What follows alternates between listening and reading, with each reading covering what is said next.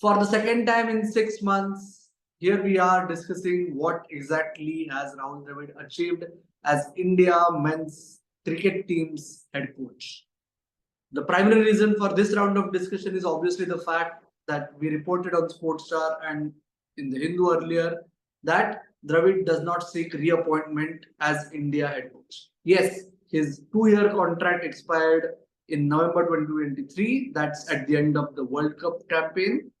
But the BCCI and the senior players in the team had requested him to stay on till the T20 World Cup. He adhered to it, but now he has made it categorically clear that there is no way he's staying on any longer. Yes, there was an approach made to him primarily by some of the senior players to actually requesting him to stay on at least only as the head coach of the test team, so that at least for a year till the big tour to Australia, the test team is settled.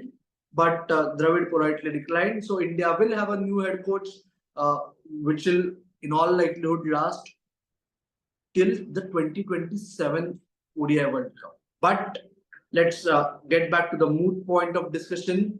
What has Rahul Dravid achieved? Most of you might feel nothing, because India did not win a single ICC trophy. That's where India's gain starts and stops when it comes to Indian cricket fans. But is he the only one who hasn't been able to do it? For that matter, everyone gives credit to Gary Kirsten for India's big World Cup win and Mahendra Singh Dhoni for the last ICC silverware.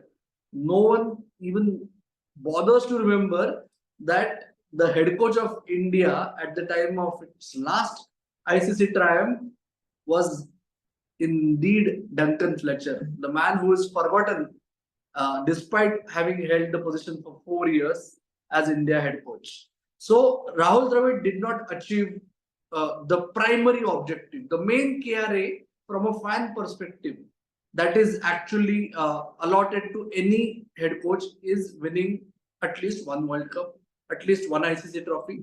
Rahul Dravid could not do it in Test, could not do it in T20s twice, and could not do it in the ODI World Cup. Is that a failure as such? Not really, because barring that World Tournament blot, he ensured that the team kept on ticking all the boxes. Yes, the biggest drawback or the biggest downside of Rahul Dravid's tenure, from my perspective, was the fact that India could not win a test series in South Africa. For a change, India had entered a test series in South Africa as ranked favorite. It should have won that series, but it wasn't to be. And that for me is the biggest failure, more than the 2023 World Cup final or the 2022 T20 World Cup semi-final. So let's see what happens if actually Rahul Dravid can sign off with a world triumph that will kind of set his record straight when it comes to being at the helm of affairs in a world tournament for India. Yes, let's not go back to what happened in 2007. But from my perspective, why Rahul Dravid's tenure as India head coach matters the most and is the most fruitful from Indian cricket team's perspective is he ensured that not only did he create a happy dressing room, but it remained a happy and a cohesive dressing room right through his tenure. Yes, it hasn't resulted into India crossing the big match barrier, but when Dravid took over, the dressing room was unsettled. There were way too many murmurs about discontent with certain individuals or certain styles. All that seems to have evaporated. The other downside is he just kept on going back to the same seniors over and over again. Yes, he is not the only one to be blamed. The captain and the selectors also had to be on the same page, but he managed to make it happen.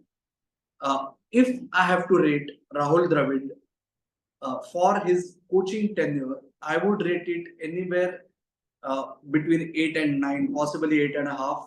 You may feel I am too gracious. You can comment your rating about Dravid and your assessment of Dravid in the comments box below. And do keep coming back to Sportstar across all our platforms and check out the latest in the world of sport. That's it from me for now.